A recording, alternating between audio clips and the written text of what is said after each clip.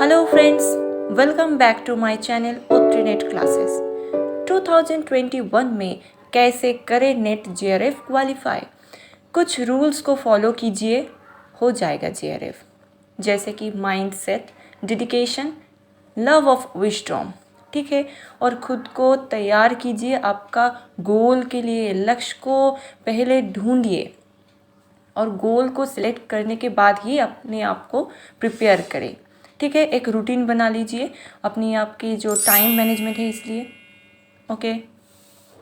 अब general paper में मैं कहना चाहती हूँ कि एक रेफरेंस बुक को सिलेक्ट कीजिए और उस बुक को पास रख लीजिए आपकी जो कॉन्सेप्ट्स है उसको क्लियर करने के लिए। ये बहुत ज़रूरी है कॉन्सेप्ट्स को क्लियर करना, क्योंकि इन डेप्थ क्वेश्चंस आती हैं।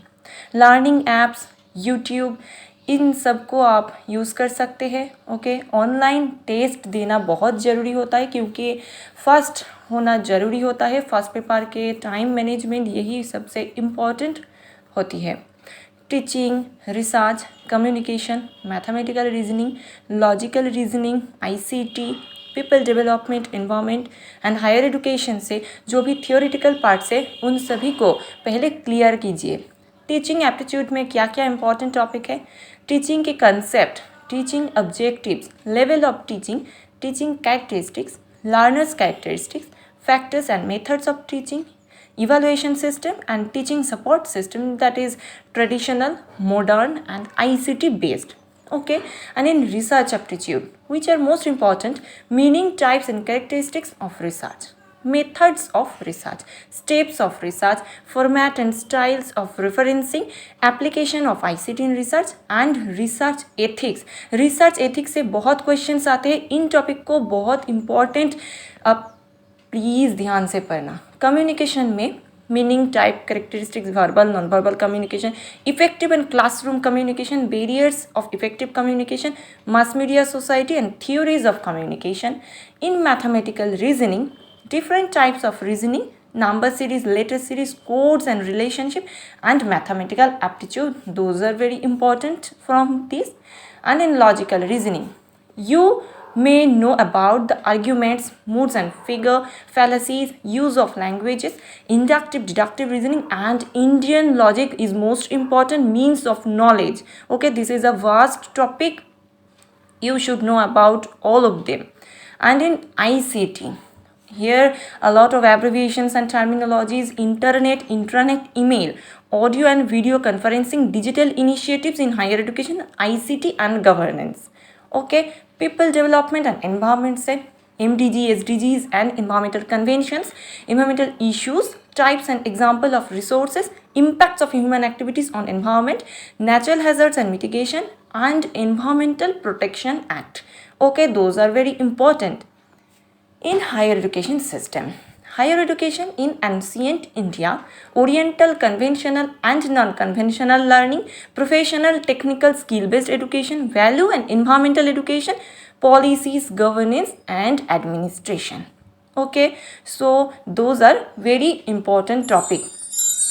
Tips: practice the previous year questions, okay मैं ये कहना चाहूँगी कि जितना हो सके आप प्रैक्टिस करके जाए, ओके। और जो ऑनलाइन टेस्ट है उसको अटेंड कीजिए, आपको जो टाइम मैनेजमेंट है वो बहुत स्मूथ हो जाएंगे।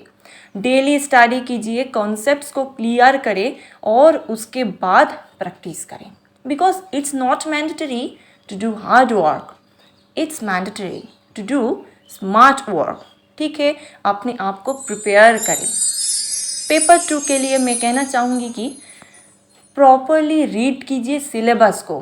For both paper this is very important. Syllabus को पहले क्लियरली रीड करें और उसके बाद क्या क्या स्टडी मटेरियल्स आपके पास है उन सब को अरेंज कीजिए, और जो भी नहीं है, जो भी मटेरियल्स आपके पास नहीं है उन सब को किसी डायरी पर नोट डाउन कीजिए और फिर उसको कलेक्ट करके रख दीजिए पहले से ही, ठीक है। बुक्स है, वेरियस बुक्स, ऑनलाइन सोर्सेस है, गूगल से, इन सभी सोर्स को यूज़ करके उन सबको पॉइंट आउट कीजिए और फिर उसके बाद क्लियर कंसेप्ट होने के बाद आपको प्रीवियस ईयर क्वेश्चंस को रिवीजन करना ज़रूरी होता है, ठीक है। रिवीजन जितना भी करेंगे आप, उतना आपका प्रैक्टिस बहुत अच्छा होगा।